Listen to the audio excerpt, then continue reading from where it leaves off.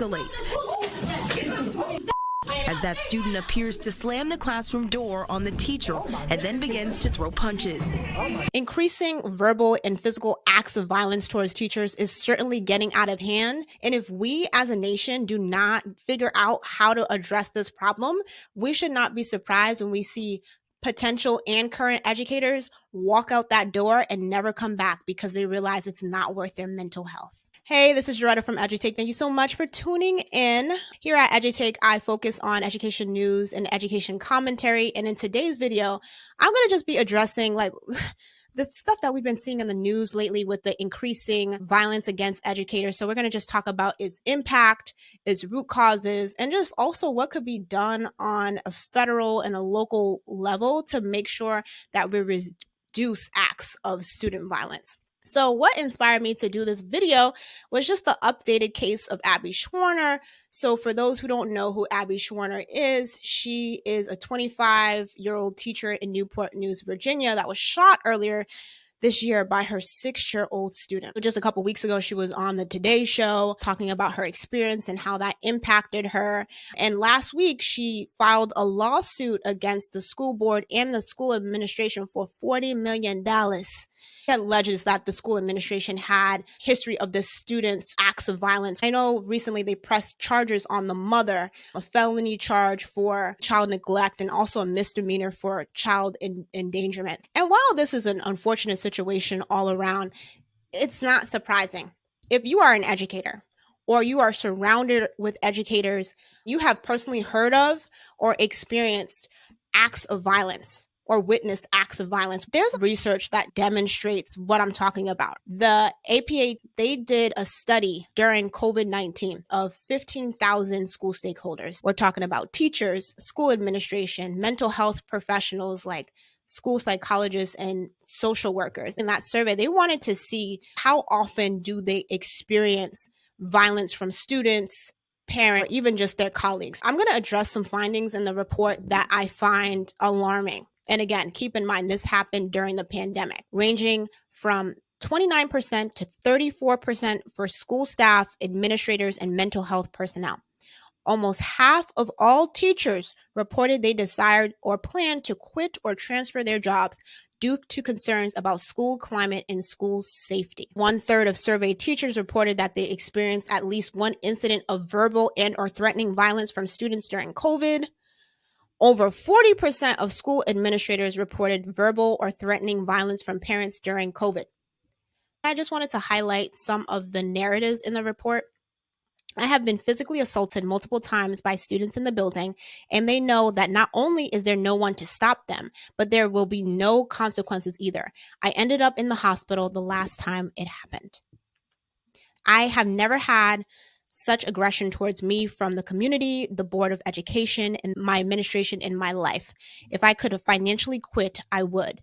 The belittling of concerns and bullying of teachers from other adults have pushed so many of us to a breaking point. I have been called ungrateful, lazy, whiny, entitled, uncaring, heartless, selfish, and stupid, and more by adults. I would say if they were to run this study back again in 2023, we would see more narratives like this because it's just been through the roof in terms of just mental health stressors across the board. We know educators who experience violence, whether it's verbal or physical, deal with feelings of anxiety, PTSD, stress. It's a really high pressure environment. Like you are in the business of customer service because not only are you meeting to the needs of your students, your stakeholders, but you're also meeting the needs of the parents. It contributes to like a high rates of burnout, decreased job satisfaction, and that ultimately causes people to want to quit and leave. I don't know how many times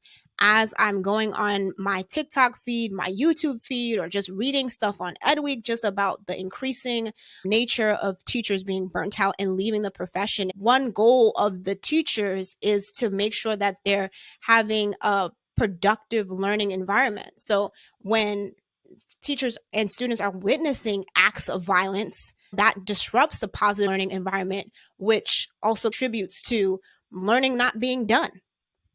Not to mention financial costs. Ultimately, it often costs the school and the school district because there's an empty vacancy. Again, like I mentioned, there's a national teachers crisis. People are leaving by the minute for various reasons. So ultimately, it's the school and the school district that loses out. There's many reasons I think contribute to the root causes of violence against educators. There's not a one size fits all type of solution or answers, but I'm curious to hear from you. What do you think that is? I think one of the issues is just like underlying social issues. During COVID-19, it was the worst of times. We were isolated in our homes, and that often impacted the mental health of students and teachers. Teachers had to figure out remote learning. Parents had to figure out if they had adequate Wi-Fi. And some of those teachers who had kids themselves had to maintain all of those things. And then also socially as well, we were dealing with the killing of unarmed Black men and women, the social injustice that was happening, a contested presidential election and the aftermath of that election, COVID-19. So all of those things contributed to our students not being socialized as they used to, and it just creating a sense of angst that leads into just student mental health issues. I think even before the pandemic, just the increasing stress that teachers had to overcome, and that they want to provide what's best for their students, but there are just certain challenges that teachers and school administration face that they might not have the training or the resources to manage. When you're a child who has so many things going at home, you come to school, acting out might be a way as a cry for help. Also, parental and family influence. Say, if I was a child who witnessed or experienced domestic violence or any type of violence, or I was often disciplined based on the way that I was raised and I was socialized, I might think that when I'm getting into conflict with somebody, hitting is the way to go. Violence is the way to go. And then also the school environment. In order for productive learning to happen, there needs to be a safe and positive school environment.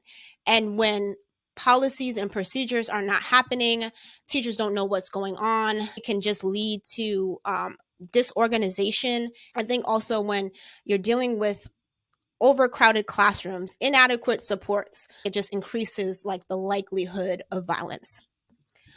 So I know I said a lot, but given all this, like, how do we work to ensure a positive and safe learning environment, not only just for our students, but for our teachers? I think it starts from the school districts and then the school administration. When we hear cases like a Abby Zwerner, I think we tend to be really reactionary when it comes to issues of school violence.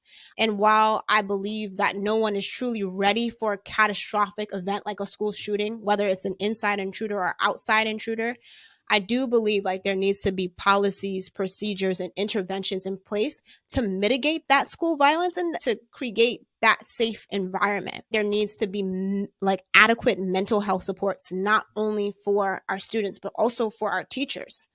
I had just talked about earlier about the decreased level of job satisfaction and burnout that's leading a lot of educators to just walk out that door. I love my students. I do a lot, but I deserve an adequate wage. I deserve support. And I know it's hard on everybody right now. On the federal level, I had read that there's a bipartisan bill called the Supporting the Mental Health of Educators and Staff Act. Pretty self-explanatory. Another thing that was interesting about this bill is like it's also going to gather information about whether existing mental health services are meeting the demands of educators. So I think that's really important on the mental health front. On a state and local level, ESSER funds.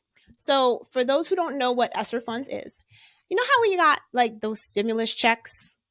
It was a large stimulus check, $190 billion that was allocated to schools and districts to address the needs of the COVID pandemic. I read an article a year and a half ago that talked about a lot of states and districts not spending it all. So I would say if you're someone who's listening to this and you're trying to figure out like how those funds should be spent, or you're struggling to spend those funds, hiring more mental health professionals like school social workers, like school counselors, and making sure that there's professional development. When I'm talking about professional development, I know some of y'all teachers out there like, oh my God. When I say professional development, I'm not talking about your typical mom and pop. It's a relevant professional development that has nothing to do with how I teach as a teacher. I'm not talking about that. But I do think like professional development can be used to talk about like trauma informed practices. How do we boost social emotional learning to make sure that teachers are respected, students are respected? Because like I said before, if I'm teaching in a school environment that I don't feel safe and students don't feel safe, I'm not teaching there for long. I don't care how much I love the profession. I'm going to another district, as we've seen with those studies. So I think in order for these approaches to work, like it needs to be relevant. It needs to be collaborative. Like, what do we often say? School reforms are never built in a day. It takes time. It takes buy-in, which leads me to my last point. When I think about the case of Abby Zwerner, I think it's gross negligence on all sides. And it's really traumatizing, not only to her, even though she is the main victim here, but also the students that witnessed it, their parents that had to also talk to their students about it, the school community, the district at large. So I think it's really, really important for educators to have a seat in the table and have decision-making power when it comes to what goes on in their school. Because I think in the case of that school, Wishneck Elementary, I'm sure huge questions and levels of mistrust was raised. You mean to tell me that there's been history of violence with this particular kid and nothing has been done? So I think one way that we can kind of combat this is making sure that teachers have a say-so in what goes on in their school, so that way they're active players and they're able to stay in the profession longer than 5 years. I'm curious to hear your thoughts. Like, what do you believe impacts the violence against educators and what could be done about it? In the meantime, make sure that you hit like and subscribe. And until next time, see you later.